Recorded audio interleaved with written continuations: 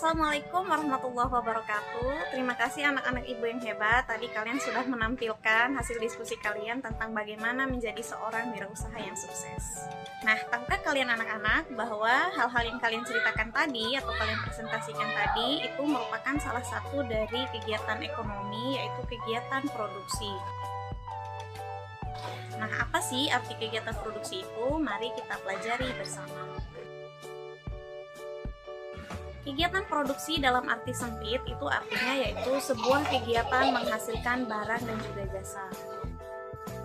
Pelaku dari kegiatan produksi atau orang-orang yang menghasilkan barang dan jasa itu biasanya kita sebut dengan produsen.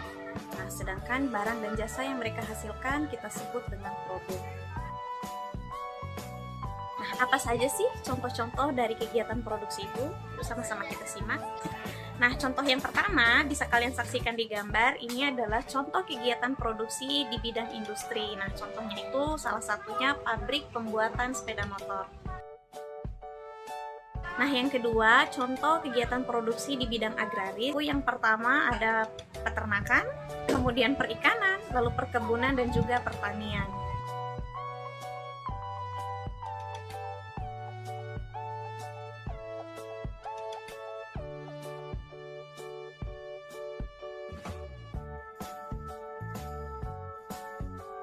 Sedangkan contoh kegiatan produksi di bidang pertambangan itu contohnya seperti ada tambang emas maupun juga tambang pasir dan juga tambang-tambang lainnya.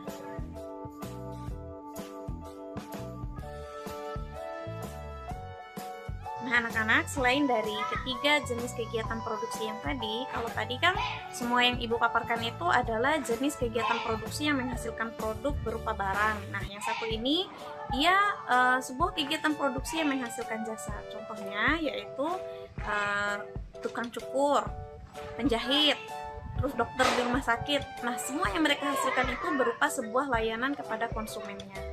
Nah, anak-anak, kalau tadi ibu sudah menjelaskan tentang pengertian produksi dari artian yang sempit, nah jadi pengertian produksi dalam arti luas itu yaitu kegiatan menghasilkan barang atau jasa dan menambahkan nilai guna dari barang itu sendiri. Kasih contoh ya, misalnya nih, kalian pernah lihat kacang kedelai? Nah, kacang kedelai ini awalnya merupakan suatu barang mentah yang belum bisa kita konsumsi secara langsung. Kemudian kacang kedelai ini kita ubah bentuknya menjadi tempe atau kita fermentasi menjadi tempe. Nah, kalau sudah jadi tempe artinya nilai gunanya bertambah. Jadi lebih mudah untuk kita konsumsi berupa tempe. Nah, kalau tempe mentah ini kita ubah lagi jadi suatu olahan makanan yang lebih enak, nah itu juga akan bertambah lagi nilai gunanya. Jadi setiap perubahan bentuk atau setiap pertambahan nilai guna dari barang, maka itu juga disebut sebagai kegiatan produksi. Nah, dari ilustrasi tadi, bagaimana anak-anak? Apakah kalian sudah bisa memahami apa arti dari kegiatan produksi? Oke, sekarang ibu tanya dulu nih, sampai sini paham ya anak-anak? Oke, masih belum? Wah, oke, nggak apa-apa. Apa tadi pertanyaannya? Tentang nilai guna. Oke, sekarang ibu jelaskan ya. Jadi anak-anak, suatu barang itu memiliki 4 nilai guna. Kita bahas satu-satu ya. Yang pertama dari nilai guna bentuk atau form utility. Nah, nilai guna bentuk ini berarti bahwa suatu benda atau suatu barang akan mempunyai kegunaan atau bertambah kegunaannya ketika benda tersebut berubah bentuk. Contohnya apa? Ayo coba tebak. Contoh yang pertama yaitu getah karet. Anak-anak tahu getah karet? Nah, getah karet ini biasanya adalah sebuah bahan baku untuk pembuatan ban mobil atau ban motor. Nah, ini dia contohnya. Ketika bentuknya masih berupa getah, mungkin ini tidak akan terlalu berguna ya buat kita. Tapi setelah diubah bentuknya menjadi ban, nah ban motor atau ban mobil ini akan sangat berguna bagi kita sebagai manusia, yaitu untuk mengendarai mobil. Iya, betul. Oke, kita lanjutkan ke nilai guna barang yang kedua. Nah, nilai barang yang kedua yaitu nilai guna tempat. Artinya, suatu barang akan memiliki kegunaan atau bertambah kegunaannya ketika barang tersebut berpindah tempat. Contohnya, nah ini dia contohnya yaitu pasir yang ada di pantai. Jadi pasir yang ada di pantai itu akan memiliki kegunaan ketika dia dibawa ke toko bangunan, kemudian diubah atau dipakai untuk membangun rumah. Oke, sekarang kita berlanjut ke nilai guna barang yang ketiga, yaitu nilai guna waktu. Jadi anak-anak, ada beberapa barang atau benda-benda tertentu yang akan bertambah nilai gunanya ketika benda tersebut atau barang tersebut digunakan pada waktu yang tepat. Contohnya, nah ini dia adalah jas hujan akan berguna atau bertambah nilai gunanya ketika digunakan pada saat hujan. Oke, selanjutnya yang terakhir, nilai guna barang kepemilikan. Anak pernah melihat sepatu di toko sepatu? Sepatu tersebut belum memiliki nilai guna, tapi akan berbeda atau bertambah nilai gunanya ketika kalian membeli sepatu itu dan memakainya. Berarti ketika sesuatu barang kita miliki atau menjadi milik kita, maka benda tersebut akan bertambah nilai gunanya. Di sini paham ya? Sekarang kita berlanjut ke submateri selanjutnya, yaitu tentang faktor-faktor produksi. Mungkin anak-anak masih ingat bahwa pengertian dari kegiatan produksi itu sendiri yaitu menggabungkan faktor-faktor produksi untuk menghasilkan suatu barang dan juga jasa. Kira-kira faktor produksi itu apa saja ya? Nah, faktor produksi itu sendiri terbagi menjadi dua, ada faktor produksi asli dan juga faktor produksi turunan. Apa sih yang membedakan dua faktor produksi ini? Yuk kita simak. Nah, yang pertama faktor produksi asli. Jadi disebut faktor produksi asli karena dengan kedua faktor produksi ini saja kita sudah bisa menghasilkan suatu barang dan jasa. Nah, dua faktor produksi tersebut yang pertama yaitu sumber daya alam atau faktor produksi alam, dan juga yang kedua yaitu tenaga kerja. Faktor produksi asli yang pertama yaitu faktor produksi alam. Nah, tahukah anak-anak bahwa alam menyediakan banyak sekali bahan baku dan juga bahan produksi untuk pembuatan barang dan juga jasa. Contohnya, tanah, kemudian kayu dari hutan, bisa juga tanah ini bisa kita pakai untuk tempat kita usaha. Nah, sama tuh seperti yang kalian bahas tadi, kalian sudah mulai memikirkan tempat-tempat kalian akan membangun usaha. Nah, itu adalah salah satu faktor produksi alam. Nah, selain itu juga ada barang tambang, kemudian air, kemudian kayu dari hutan. Itu adalah faktor-faktor produksi alam atau sesuatu yang disediakan oleh alam untuk bahan baku dari kegiatan produksi. Selanjutnya kita ke faktor produksi yang kedua. Nah, tadi ada yang masih ingat faktor produksi yang kedua itu apa? Yes, betul, tenaga kerja atau sumber daya manusia.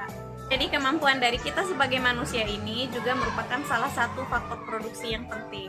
Nah, sekarang kita lanjutkan ke faktor produksi turunan. Faktor produksi turunan juga ada dua. Yang pertama yaitu modal. Yes, betul. Kemudian yang kedua yaitu kewirausahaan. Nah, yang tadi kalian sudah menceritakan tentang bagaimana kalian ingin memulai sebuah usaha, itu juga merupakan bagian dari faktor produksi, yaitu faktor produksi kewirausahaan. Jadi, setiap bakat kalian, rencana-rencana kalian dalam membangun usaha itu adalah faktor produksi kewirausahaan. Ini ya penjelasan Ibu. Kalau ada yang belum kalian pahami, silakan kalian tanyakan kepada Ibu, dan Ibu mau bercerita. Setidaknya ketika kalian ingin menjadi seorang produsen atau seorang wirausaha, kalian harus memikirkan 3 hal. Yang pertama itu what, artinya apa? Apa yang ingin kalian ciptakan? Kemudian apa saja bahannya atau apa saja hal-hal yang kalian butuhkan ketika menciptakan barang tersebut? Kemudian yang ketiga, apa tujuan kalian membuat barang tersebut? Itu harus jelas ya ketika kalian ingin memproduksi suatu barang. Tadi sepertinya kalau Ibu dengarkan dari cerita kalian, sepertinya kalian sudah memahami nih konsep apa yang ingin kalian buat, kemudian apa saja bahannya, dan apa saja atau apa tujuan dari kalian membuat barang tersebut sudah sangat terkonsep. Oke, Ibu acungkan jempol untuk anak-anak Ibu yang hebat. Hal kedua yang harus kalian perhatikan juga adalah how. How ini adalah tentang bagaimana cara kalian mengcombine dari keempat faktor produksi tadi, tentang bahan apa saja yang kalian butuhkan, berapa modalnya, bagaimana kalian menjual barang tersebut. Nah, itu juga harus kalian pikirkan. Karena hal tersebut kurang lebih menyangkut tentang bagaimana kalian akan mendapatkan keuntungan dari hasil produksi barang-barang dan juga jasa yang kalian hasilkan. Contohnya ya, misal ketika kalian memproduksi suatu barang, kalian kan harus memperhitungkan biaya produksinya berapa, kemudian berapa keuntungan yang ingin kalian ambil dalam kegiatan usaha kalian itu sendiri. Oke, selanjutnya nih ya, hal yang ketiga yang juga harus kalian perhatikan ketika ingin memproduksi suatu barang itu adalah whom. Whom itu artinya kepada siapa kalian akan mendistribusikan barang ini. Jadi ketika kalian ingin membuat suatu barang atau memproduksi suatu barang dan juga jasa, kalian harus memperhatikan kepada siapa kalian ingin menjual barang tersebut atau siapa target pasarnya. Contohnya nih ya, kan nggak mungkin nih kita menjual pakaian renang di daerah pegunungan, pasti akan kurang laku ya, karena memang tidak sesuai dengan keadaan lingkungan mereka. Nah, berbeda ketika kalian ingin membuat alat atau pakaian renang tapi di daerah yang dekat dengan pantai. Nah, itu kan berarti kalian sudah mengetahui bahwa target pasar kalian itu memang benar-benar membutuhkan barang yang kalian ciptakan. Jadi, Ibu mengapresiasi bahwa semua yang kalian tadi ciptakan dalam hasil diskusi kalian itu benar-benar bisa menampilkan bahwa kalian paham what-nya, how-nya, kemudian whom-nya dari kegiatan produksi ini. Wah, anak-anak Ibu sangat hebat. Terima kasih anak-anak Ibu yang hebat. Sampai jumpa di pembelajaran selanjutnya. Wassalamualaikum warahmatullahi wabarakatuh.